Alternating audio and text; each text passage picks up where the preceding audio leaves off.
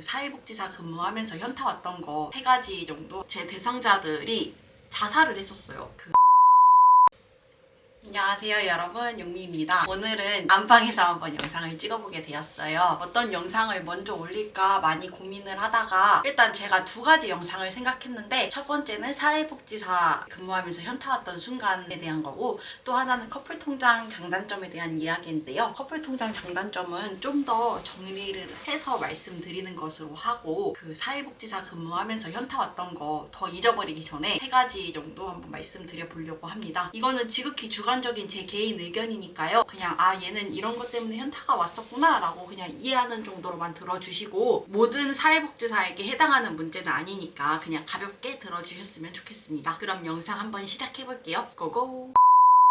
제가 3가지라고 말씀드렸는데요. 첫 번째로 제가 현타 느꼈던 순간은 대상자들이 이게 달라고만 했을 때, 그러니까 사실 이렇게 표현하면 안 되는 거긴 한데, 어차피 전 이제 사회복지사 떠났으니까 아마 다시 사회복지사로 취업 안 할 거니까 어떻게 표현을 해야 될지 모르겠지만, 저는 물론 저도 제 돈으로 도움을 드리는 것도 아니고 그냥 이렇게 사회적인 국가적인 측면에서 도움 드릴 수 있는 자원들을 연계해서 도움을 드리는 건데, 그거를 되게 당연하게 여기시는 분들이 되게 많으세요. 예를 들면 뭐 나는 수급자고 나는 장애인이고 나는 뭐 한부모인데 왜 나는 뭘 안 주냐, 저 사람은 뭐 주는데 왜 나는 안 주냐, 이런 식으로 항의하시는 분들이 계시더라고요. 이게 주민센터도 마찬가지고 요즘은 행정복지센터라고 하죠. 행정복지센터에서도 마찬가지고, 저희가 명절이나 이럴 때 도움이 필요하신 분들께, 사각지대에 있으신 분들께 자원이 나가는 경우가 있어요. 후원물품 같은 게 예를 들면 쌀, 라면, 뭐 고기 뭐 이런 것들이 등등등 나가는 경우가 있는데요. 받는 걸 당연하게 생각하셔서 저희한테 왜 안 주냐, 나는 왜 이거 안 줘? 옆집에 누구는 받았다더라, 근데 나는 왜 안 주냐, 이렇게 말씀하시는 분들이 생각보다 많으시더라고요. 그래서 저는 처음에 그게 너무 적응이 안 됐어요. 제가 얘기를 했는지 모르겠는데, 제가 사회복지사를 꿈꾸게 된 계기가 어릴 때 지역아동센터 다니면서 사회복지사 선생님한테 도움 받았던 게 되게 감사하기도 하고, 이런 받은 도움을 다른 사람에게 베풀고 싶어서 사회복지사가 된 거거든요. 근데 막상 사회복지 현장을 가보니까 뭐 저한테 고마워하라는 건 절대 아니에요. 그런 건 전혀 아니지만, 그렇다고 본인들이 받는 게 당연하다고 생각하는 게 저는 조금 현장에 왔을 때 제일 크게 깨달았던 현타였어요. 이렇게 무조건적으로 달라고 하는 사람들도 있구나, 이렇게 받는 걸 당연하게 여기는 사람들도 있구나. 그리고 사실 요새는 뭐 독거노인이다, 한부모다, 뭐 장애인이다, 수급자다, 그런 분들한테 도움을 줘야 된다라는 그런 국가적인 이야기들이 참 많잖아요. 아무래도 그렇다 보니까 그 분들이 당연히 나는 도움을 받아야 되는 대상이다 라고 생각을 하시더라고요. 그래서 무조건적으로 도움을 달라고 하고, 기업이나 이런 데서도 복지적인 행사 같은 거 하면 그런 분들을 대상으로 도와주려고 하다 보니까 서비스 중복을 안 하려고 다 미리미리 연락도 하고 대상자 명부도 다 받고 해요. 근데 그렇게 해서 중복을 걸러도 안 걸러지는 경우도 있고, 그리고 그렇게 걸른다고 해도 뭐 어디에서 뭘 받고 어디서 뭘 받고 이런 걸 다들 공유를 하시니까 이렇게 좀 막 연락을 해서 뭐 누구는 받았다는데 왜 나는 오늘 이거 안 주냐, 막 이런 경우도 있고, 저희가 뭐 어디서 뭘 받으셨다면서요, 이런 식으로 얘기를 해야 되는 경우가 생기기도 해요. 그러다 보니까 이게 제가 가끔 드는 생각이, 나는 산타로 이제 선물을 주러 사회복지사를 하는 건가? 나는 쿠팡 직원인가? 약간 솔직히 이런 생각들이 들더라고요. 그래서 좀 현타가 많이 왔어요. 아마 근데 공감하시는 분들이 꽤 계실 거라고 저는 생각해요. 그래서 제가 제일 첫 번째로 느꼈던 현타고요. 2번째로 느꼈던 현타는 실적에 대한 문제예요. 저는 사례관리 담당을 하게 되었어요. 그러다 보니까 사례관리 대상자 케이스 수가 중요하거든요. 정부에서 지침으로 내려주는 케이스 수가 있고, 뭐 어디서 원하는 수가 있고 한데, 사실상 저희는 그렇게 막 집중이나 뭐 고난이도나 일반이나 이런 케이스를 정확히 그 지침대로 맞추기가 조금 어려워요. 그리고 지역별로 사실 조금 빈부격차가 있다 보니까 그런 걸 정확히 맞추기가 어려운데, 저는 사실 대상자가 별로 없으면 좋다고 생각하거든요. 그만큼 이제 이분들은 어느 정도 여유롭게 넉넉하게 사실 수 있다는 얘기니까, 이제 대상자들이 저는 복지를 많이 안 찾았으면 좋겠어요. 사회복지사들이 없어도 스스로 생활을 할 수 있게끔 우리나라 복지가 이제 보편적으로 다 잘 돼 있으면 좋겠다고 생각하는 주의라서, 저희들이 나서서 무조건 도와드리는 게 다 좋은 거는 아니라고 생각을 하거든요. 그러다 보니까 저는 대상자가 별로 없으면 좋은 거 아닌가?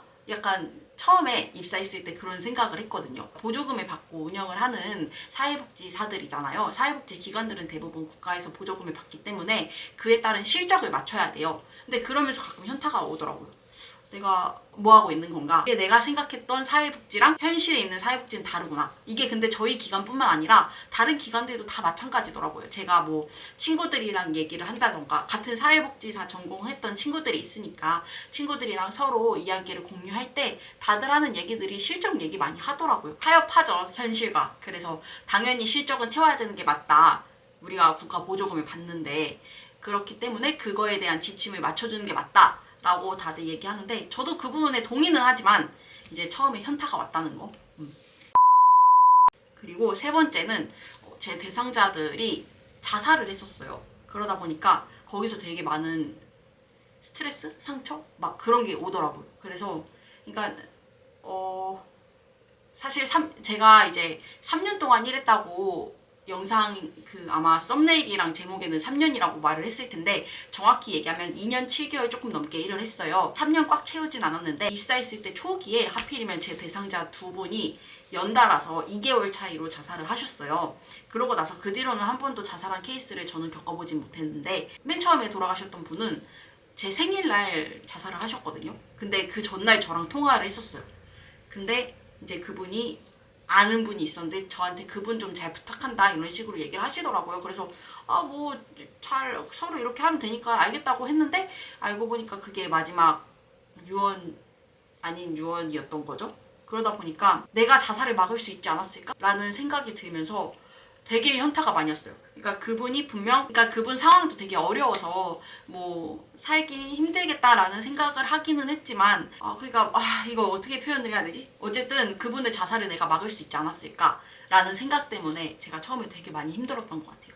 근데 물론 그 사람의 죽음도 그 사람의 자살도 이건 다 그 사람의 선택이잖아요. 그리고 제가 그만큼 그 사람 인생에 있어서 큰 이벤트가 없는 사람이기도 하고 그렇게 제가 그 사람의 인생에 있어서 큰 관련이 있는 사람도 아닌데 제가 너무 깊게 생각을 하지 말라고 다들 그렇게 말씀을 해주셨어요. 회사 다닐 때. 그래서 그것 때문에 도움을 받고 힘을 얻고 잘 버틸 수 있었는데 그때 많이 조금 상처를 많이 받았고 그러니까 상처라기보단 제가 좀 많이 못났다는 생각을 했어요. 이 사람이 약간 뭐 자살의 조짐이 보인다든가 뭐 죽고 싶다는 이야기를 한다거나 할 때 좀 더 깊게 이 사람을 바라볼 걸 내가 너무 가볍게 이 사람을 바라보지 않았을까?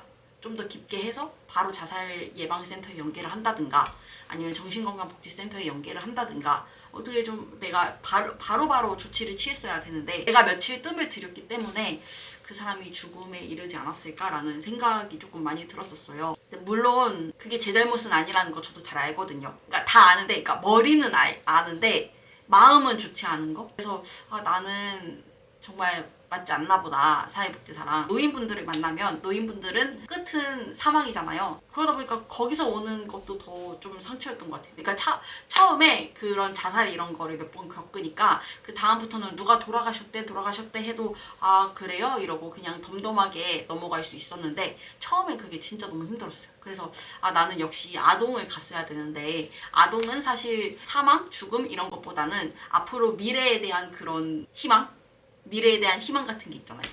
분야를 잘못 가지 않았을까. 물론 사례관리라서 저는 이렇게 대상자들 다 만나는 거였는데 어쨌든 뭐 똑같이 지역아동센터 사회복지사를 한다거나 뭐 그랬으면 좋지 않았을까라는 생각이 조금 있기는 한데 만약에 제가 다시 사회복지 현장에 돌아간다고 하면 다음에는 그런 쪽으로 갈 것 같아요. 생활시설 아니면 뭐 지역아동센터 이런데 사실 그런 데가 이제 처우가 그렇게 좋은 거는 아니어가지고 젊은 사회복지사분들은 잘 안 가려고 하는데 저도 그 중에 하나였거든요. 그래서 무조건 갈 거면 큰데 종합복지관이나 뭐 이런 큰데 가서 빡세게 배우고 힘들게 하고 나중에 내 센터를 차리는 거 약간 대부분 다 그렇게 꿈을 꿀 거라고 생각을 하는데 그래서 잘 안 가려고 했는데 만약에 이제 다시 사회복지사로 돌아가게 되면 그렇게 그쪽으로 갈 것 같아요.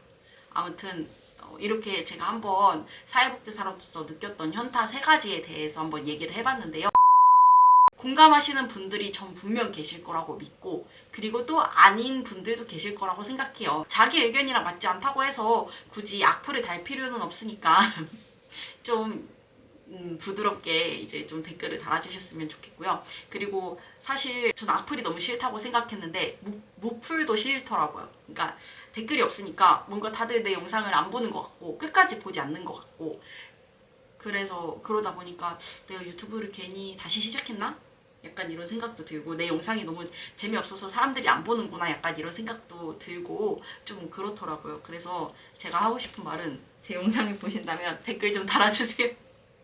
댓글은 저를 힘을 나게 한답니다. 만약에 사회복지사에 대해서 궁금한 게 있다거나 파크나 아니면 루게릭이나 아니면 그 외에 또 다른 거에 대해서 궁금한 게 있다고 하시면 저한테 댓글을 남겨주시거나 아니면 제 인스타로 DM 보내주시거나 하면 제가 아는 선에서 이제 또 영상 만들 수 있는 거는 만들게요. 점점 이제 콘텐츠가 고갈이 되려고 하는 것도 있는 것 같은데, 사실 아직은 많이 소재가 남아있긴 한데 그래도 고갈되기 전에 또 다른 분들의 의견을 받으면 좋을 것 같아서요. 제 영상 보시고 댓글 많이 달아주시고 구독과 좋아요도 부탁드립니다.